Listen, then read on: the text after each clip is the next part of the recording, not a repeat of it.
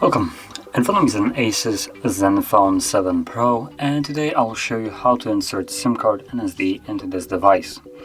Now, to get started, we will need this little thing, SIM ejector. It comes provided with the device in the box, so you can get it from there, but you can also use a paper clip, straighten out one of the ends, and it should work just as well. So, once you have it, let's pop out the tray, which will be located on the upper left side of the device, so somewhere right about here. There we go, as you can see where the pen is holding. So once you push it in, you will see that the tray pops out. There we go. And from here you can take out the tray. And you have space for, as you can see, a SIM card, or two SIM cards and one SD card. So place them accordingly.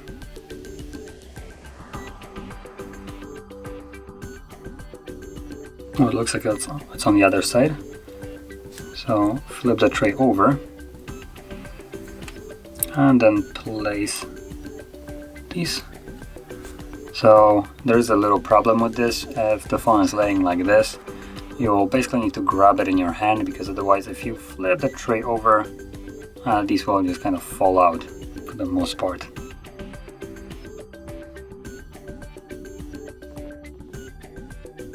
So I'm gonna take the device and flip it over like so.